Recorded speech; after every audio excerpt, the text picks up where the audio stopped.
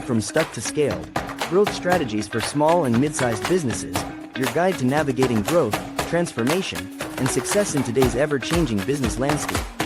Each week, we'll dive into proven strategies, real-world case studies, and actionable insights designed to help small and mid-sized business owners scale smart, lead stronger, and grow faster. Let's get you unstuck and on the path to sustainable, scalable success. Now your host, Julio Gonzalez. Welcome back to From Stuck to Scaled. I'm your host, Julio Gonzalez. Money isn't just about dollars and cents. It's about our emotions and relationships and the stories we carry from family, culture, and past experiences. Today's guest understands that better than most. She's one of only 100 certified financial therapists in the country, blending psychology, practical tools, and approachable wisdom to help people transform their relationship with money. From boardrooms to kitchen tables, she empowers others to have real conversations that replace shame and fear with clarity and confidence. Erika Wasserman is a financial therapist, speaker, and coach dedicated to helping individuals and families build healthier relationships with money. With a corporate leadership background and a passion for empowerment, she's developed innovative tools like the Let's Talk Finances conversation cards to spark open dialogue. Whether in one-on-one sessions, group workshops, or keynote talks, Erika brings warmth and expertise to the often intimidating topic of money. Erika bridges the gap between financial literacy and emotional well-being, guiding clients to rewrite unhelpful patterns and create lasting financial. And Erika, welcome to the show. Thank you for having me. I've been looking forward to chatting with you and digging into this conversation. Money is a very important topic. It affects all of us. So tell us a little bit about how you started your business, why this focus on money, and how you help your customers. Yeah, so what I thought my business was going to be and what it is today are two totally different things. Have you That seen that happens a lot. before? Oh, yeah. So I have a degree in finance from University of Florida. I then went into consulting for IBM, lived all over the world, did the big corporate thing, and then had a family and went through the roller coaster of life, getting married, kids, divorce, losing a parent, right? Roller coaster of life. Yeah. And when I found financial therapy, it was like this big aha moment for me. So I thought my business was going to slowly transfer from consulting to financial therapy, helping really entrepreneurs and single parents, in these conversations, how to own their relationship with money.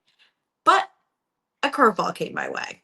So COVID happened. So I was launching January 2020. I went to a wellness resort. Traveling is my passion. Right? A lot of businesses had to pivot in 2020. Absolutely. And so I met another entrepreneur who was a leadership and development coach. And in our conversations there, we just kind of said, let's stay in touch. I thought really nothing of it in that moment. And a lot of people we meet in our journey, when we first meet them, we don't know how they're going to show up for us.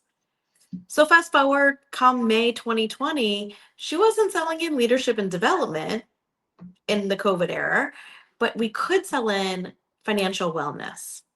And so my first client was Warner Music, and my second client was Discovery Channel globally.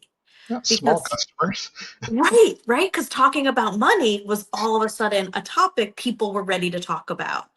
And so what I thought was going to be like, we just talked about the entrepreneur, the single mom, might have like a coaching session here and there, blew up into a major business, New York Times, the first 6 months of business, and Nice. just went haywire from there, because talking about money during that transition period with so much uncertainty was a topic that people could relate to and needed support in. So that's how I got started.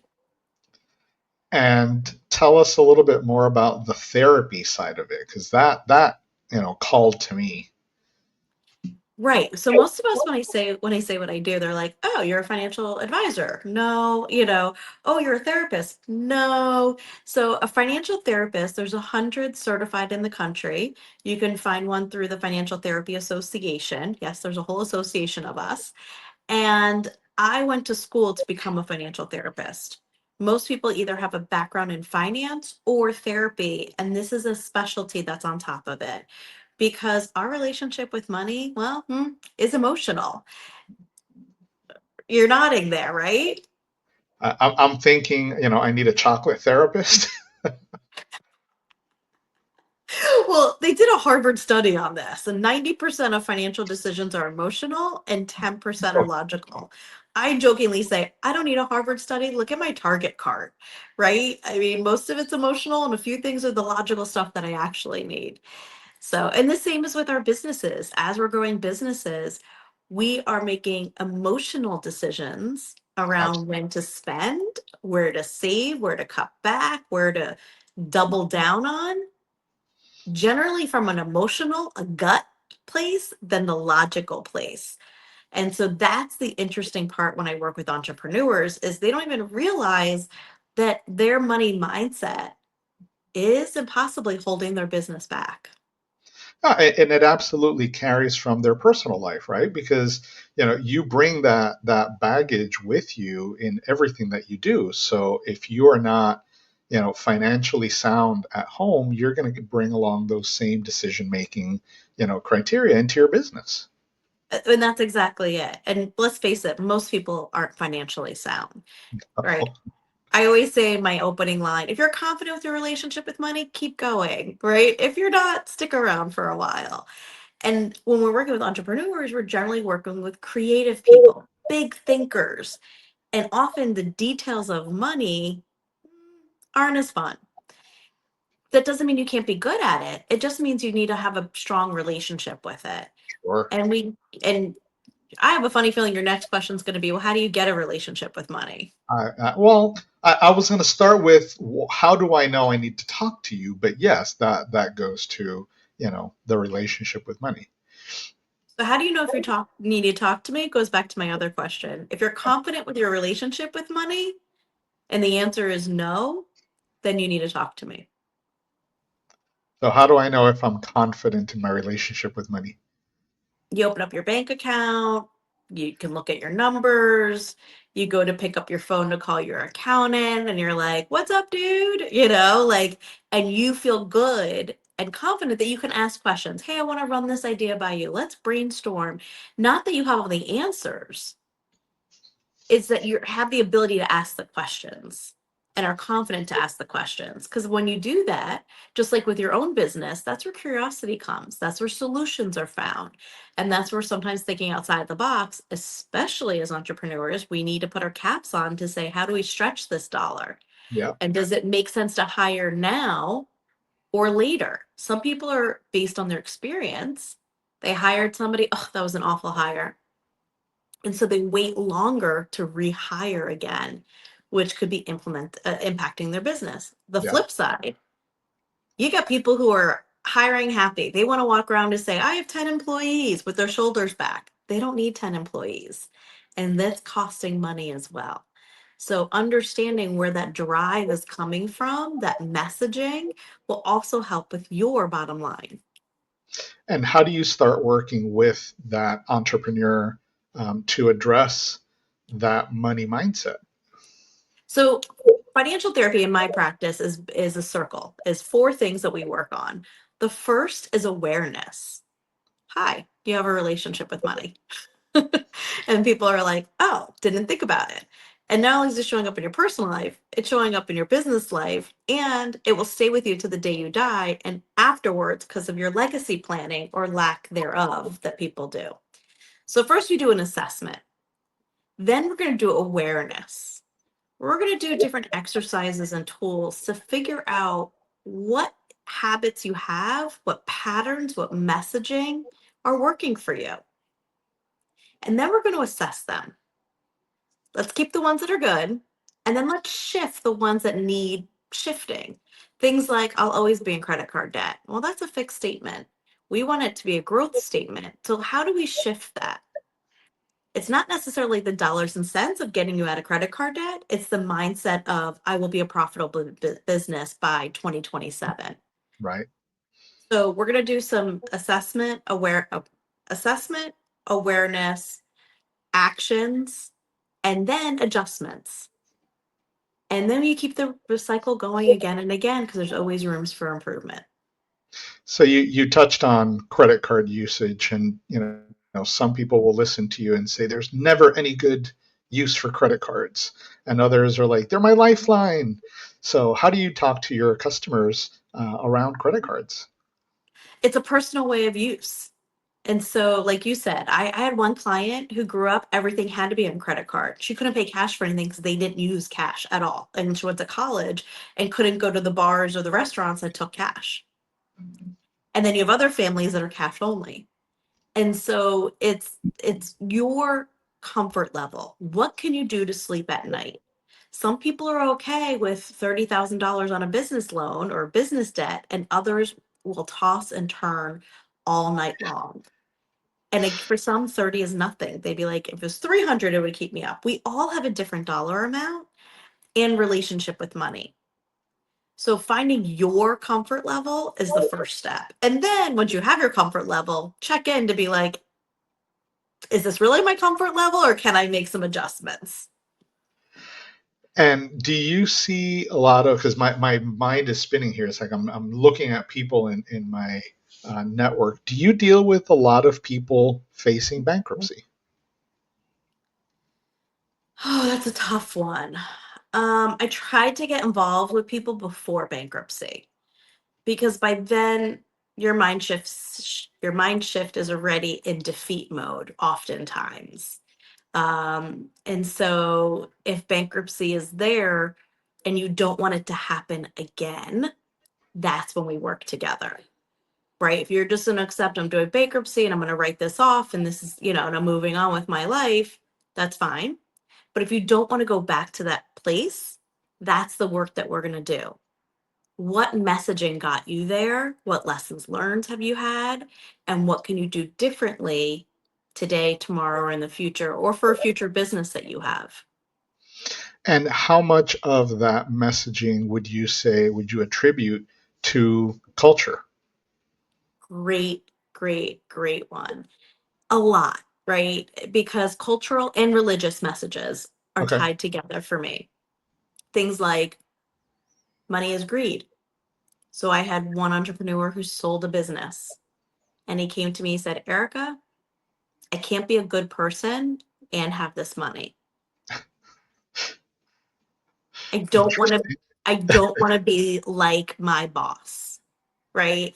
That guy had, the big yacht and that yacht wasn't big enough. He had to have a bigger yacht and that's not who I want to be. So he almost pushed the money away. I know it sounds weird, right? We're like, give me the Yeah. money, I'll take it. Right.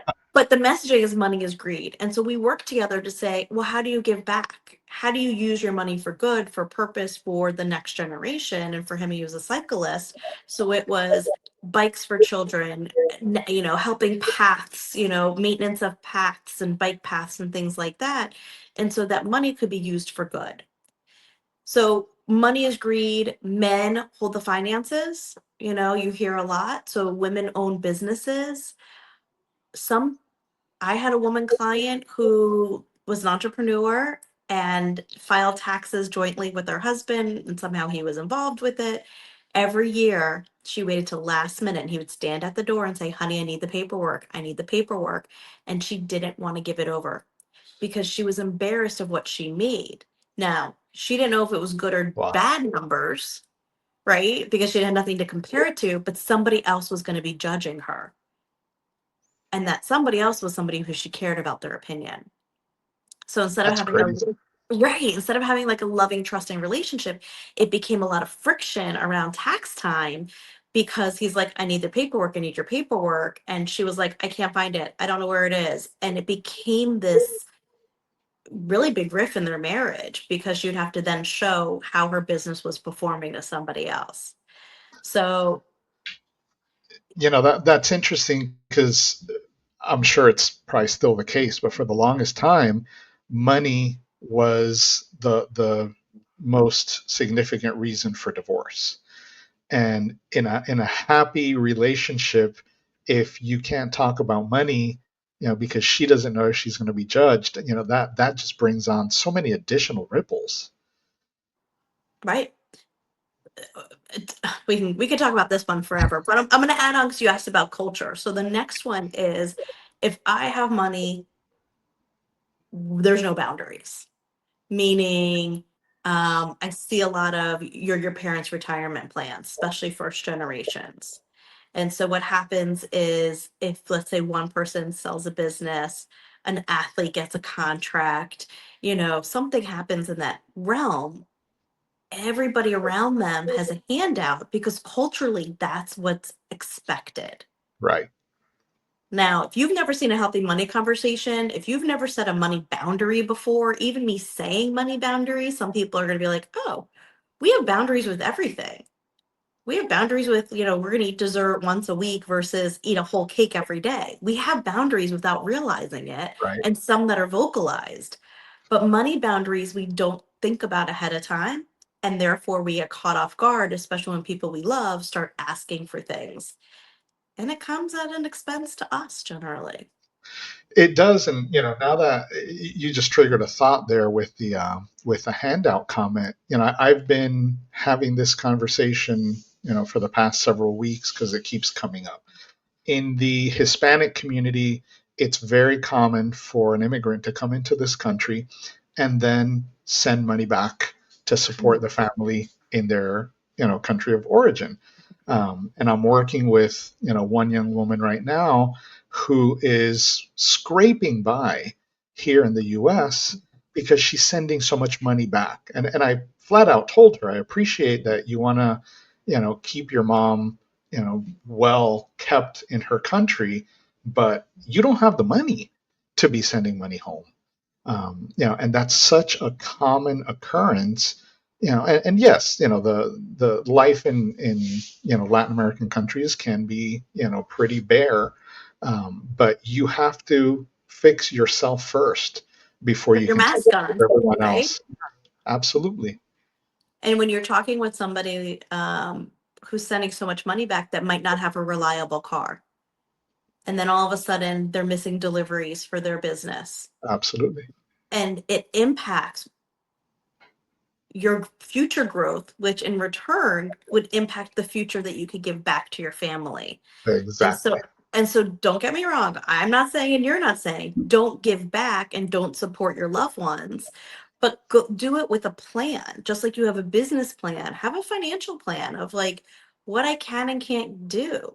And when you have those outlined a little bit better, you're able to communicate them more. I'll give you an example. I was working with a client, attorney, married, 3 kids, Dominican family, and would get a phone call from the parents saying, I need to go back to the home country tomorrow. Tickets are $1,000. It was expected that he was paying 1,000. And by the way, he kept paying $1,000. Yeah. And instead of saying, hey, mom, hey, dad, I have $1,000 for the year for plane tickets. If you book them in advance, there might be 250 and you could go several times. But saying that up front, especially if you've never seen that conversation happen before, Right. is really uncomfortable. So the first thing when I tell people, when you're having a conversation with your business partner, your romantic partner, your parents, make it comfortable. Hmm. Think about when was the last time you had a productive conversation. Oftentimes it might be driving in the car together or going for a walk. It doesn't have to be this formal, we're going to sit down together at the table, right? It could be just, hey guys, I was reviewing my finances, or, I was talking to my neighbor, or, throw in whoever you were, and make it a casual conversation of like, this really works for them. I think we should try it too. The idea was sparked. Instead of telling somebody no, Right. storytelling, reasoning why, conversations. No, absolutely. And it's the fear of having the conversation because they don't know how to start it. Because it is about telling and not, sharing that story like you indicated. Yeah, which is why I created Conversations with Your Financial Therapist. So it's a brand new book. It hits the shelf September 17th. And that's what it is. It does stories, it has scripts in the back. I don't know about you, but I'm nosy. Like, I want to see, how does this really work? So based on some clients, I created characters. And then in the back is actually how those conversations could look like. So that way you can mirror it at home. And I created a money mindset framework, which is a 5-step approach to have those money conversations. Again, we're not taught this in school. We're taught it by our parents. We were taught by their parents. We were taught by their parents, who knows where they got it from, or from experiences in life, or what we hear, at the water cooler. And it's not always the right advice. So hopefully the book gives people an opportunity to learn how to have more productive conversations, because that will just better your health and your wealth. And you also have your Let's Talk Finances conversation cards. Are those tied to the book or are those standalone? Tell us a little bit about those. Yeah, those are standalone. So one night I was at the bar, I'm an entrepreneur, so my brain's always going. And a couple next to me was on a 10-year anniversary, and they pulled out some conversation cards, and I talked to everybody. So I started talking with them, and they said, "Here, I want some cards." And so my friends and I started playing. And then all of a sudden I got that aha moment. And as an entrepreneur, when you get that aha moment, and you get the feels, it's Yeah. good. And I was like, financial wellness conversation cards, because people kept coming to me saying, "I don't want to start the conversation. I could never ask that." Right. And now all of a sudden the cards do the work for you. And so those are on Amazon. There's a couples edition and a divorce edition. So if you just are going through a divorce or just divorced, you have to reshift your mindset with money. So how do you approach your conversations with clients? Do you, um, I mean, I'm thinking traditional therapy, laying back on the couch. How do you meet? How do you show up for your customers? Great question. One, I'm a keynote speaker. So I'll go into big audiences and start the awareness part of those conversations. And then we'll start digging in to the real work. And that real work is done behind the scenes in Zooms and tools, exercises, conversations that happen in generally 90-minute sessions, because we really want to get into the meat of what is going on, based on your past, your present, and what you want for your future. Generally 3 to 6 sessions, depending on what you have going on in your life, personally and professionally. And then you go back out in the wild. And you have the tools to then take you to the next level for the rest of your life. And I'm always available for check-ins as well. And you use a concept of the side-by-side method. Tell us a little bit about how that works. Yeah, actually, let's go back to maybe when you were a child. And I have 3 teenage daughters now. Um, the most productive conversations that I tend to have is driving in the car. Even when they were little and they were in the back seat, right? There's some space in between you that you can have some open dialogue. They're sitting next to you. Again, you can look, but generally you're looking at the road. The pressure isn't there. Yeah, So the direct eye contact is lessened, so it takes some pressure off, right? it takes a lot of pressure off. And so I recommend that when you're having a financial conversation, if you're going for a drive, grab a couple cards. If you are out for a walk or walking the dog, have the opportunity to be side by side. Another great thing, if this is for business, do a walk and talk with your business partner. It gets your brain going, starts looking at things differently, your endorphins start running differently. And again, it reduces some of the anxiety that's happening by having a formal sit down with somebody across the table from you. So you mentioned, the business and the walk and talk. There's a lot of very tense conversations in the business space between employees and the employer. I want more money. Um, Talk to us about some of those relationships, or not just relationships, but the conversations between employee employer and even partners and employers. Yeah. So when I use this and I teach leaders the money mindset method, it starts with the M, make the conversation comfortable. So don't start a conversation or have your employees start a conversation with you when you're running out the door, or you're trying to get to the next meeting, or you haven't eaten and it's 2 o'clock. That is not the time to start that conversation. And you might just have to say, pause, I need to reschedule, or let's put it on a calendar for 8 a.m., 9 a.m., whatever it is, in the morning when you're fresh and ready to have that conversation. Make sure your tone is good. The temperature of the room is nice. These are small things, but they add up to create a comfortable environment for people to talk about it. Completely. The, Completely. the next is, one question at a time. So if your employer walks in and it's like, I need a raise, I need more vacation days, I'm doing more work, da da da da, write all those questions down and you write the questions down. I recommend setting a timer for 2 minutes, write it all out. And then with the end, nurture a shared goal. So when you pick your one question, why is that important to both of you? So for the employee asking for a raise, it might be important because whatever the reason why is. I need more money is not the reason why. You know, there's growth, I've been working hard, I have value add, whatever the reason why is. And you come to the table with the same thing. Why do you want to nurture their relationship? Because they're a good employee, retention, you see leadership possibilities, whatever it is. And then you go to E, which is evaluate practical solutions. How are we going to get there that we're both happy? What can we do? And again, maybe it's not dollar amount, maybe it's vacation days, maybe it's more in a 401k, or now some companies are even doing an emergency fund that Right. they will fund for employees, that they put away money each month. Getting creative and brainstorming because you know their why. Why is it important to them? Then you can solution for that reason. And the last one is why, the letter Y.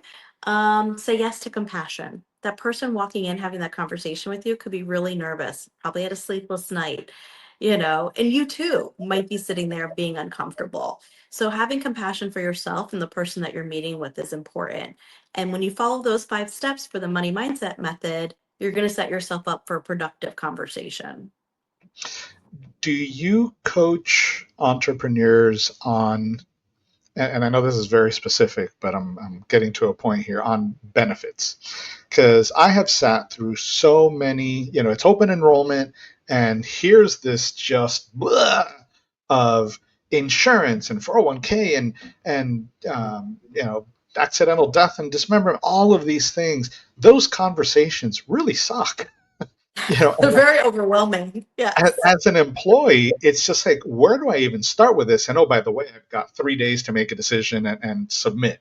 So, do you ever talk to entrepreneurs about having that conversation differently? Because I think it could go so many better ways than it does in a typical environment.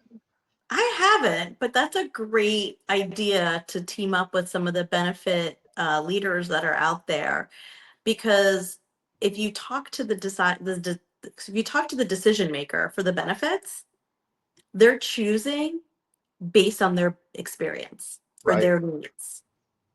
And until you understand, hey, I had a family member who had cancer, this is really important to me.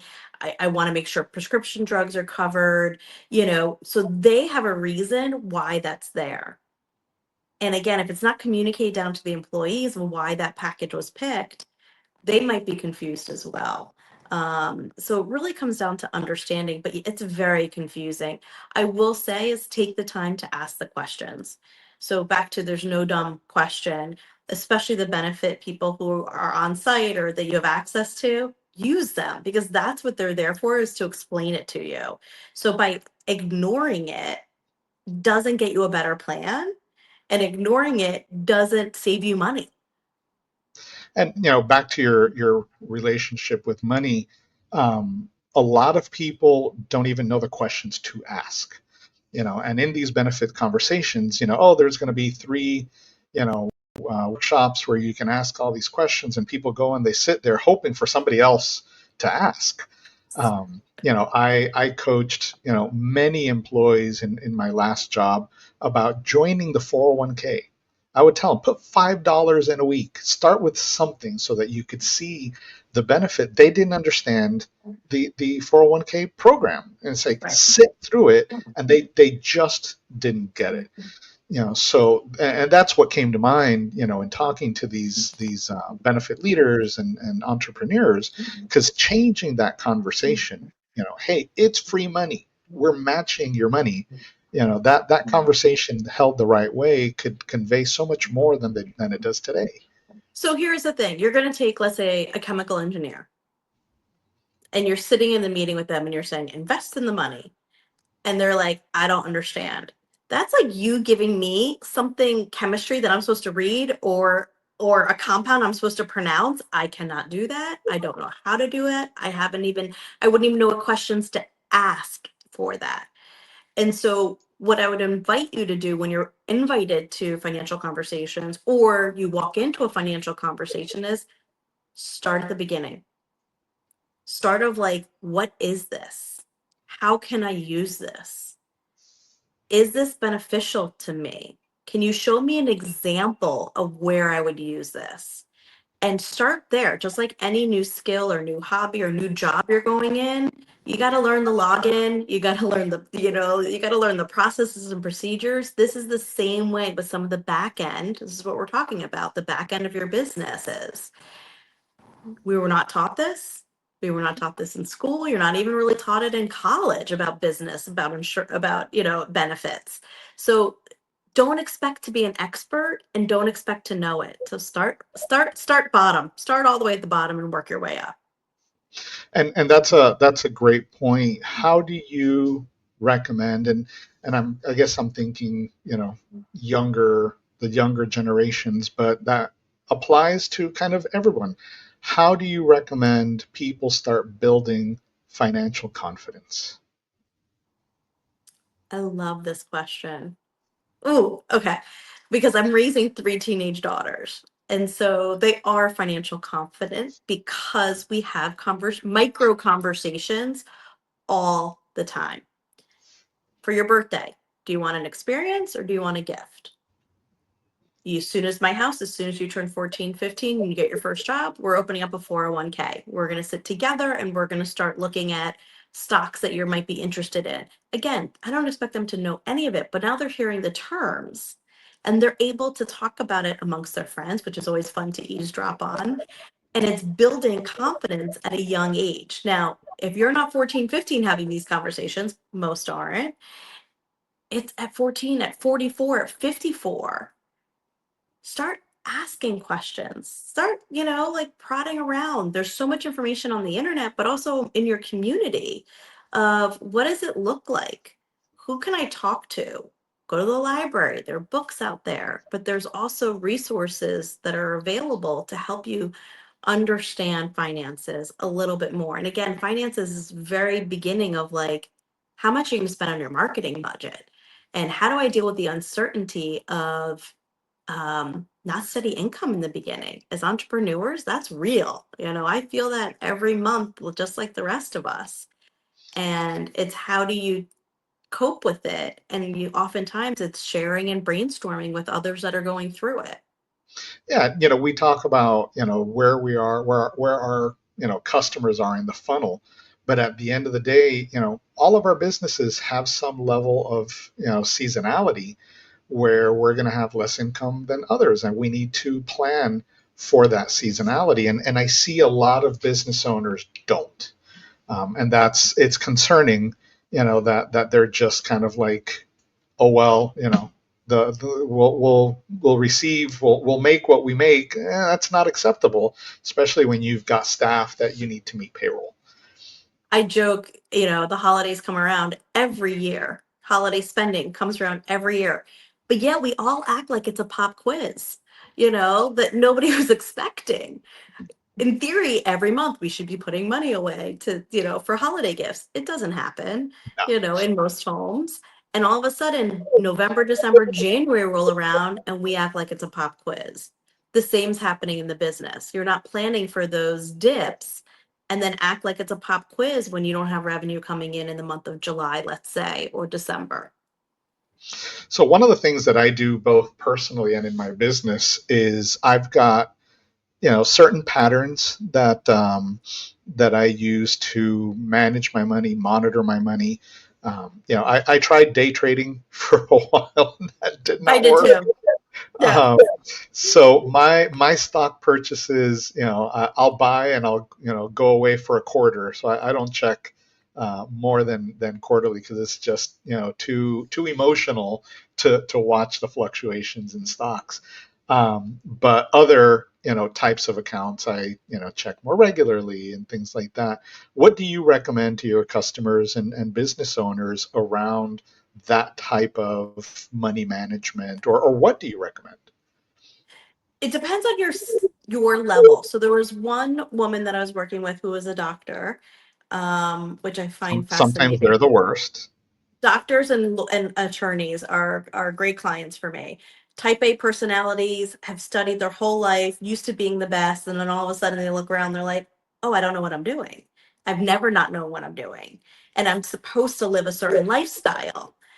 And sometimes it's not the lifestyle that you could afford in that moment. Yeah. So for her, again, it was ignoring the bills. So if I don't look at the bills, they don't happen. So for her, it was 5 minutes a day, just log in, know your password, log in, look at it. Just look at your bank account. Then after a week, it was look at it and what charges are you noticing that you don't use anymore? And then we slowly, as her confidence built with the relationship of the numbers, we were able to do more and more work. So if you need that check-in, in my personal calendar, if it's not on my calendar, it doesn't happen. I block off once a month to do my business finances. So I block an hour to go in, to reconcile, to check my charges, to see my invoices are being paid, and just give a once over. Now, if I notice I need more time, I can book another time on my calendar. But set yourself up for success like you would one of your clients. Book it on your calendar. If it's weekly, you need a 15-minute check in, or monthly, an hour, do what works well for you. And if you need accountability, call one of your friends, another business owner, or somebody in your business to keep you accountable to help to hold that meeting.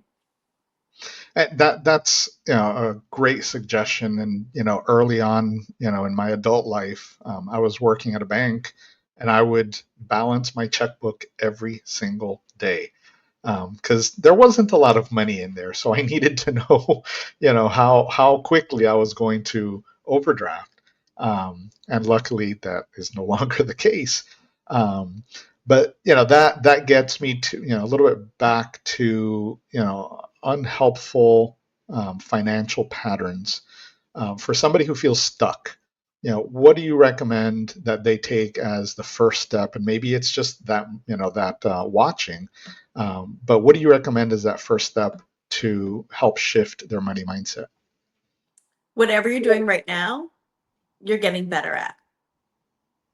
I'll repeat that. Whatever you're doing right now, you're getting better at. So if you want to stay where you are with your finances, don't do anything.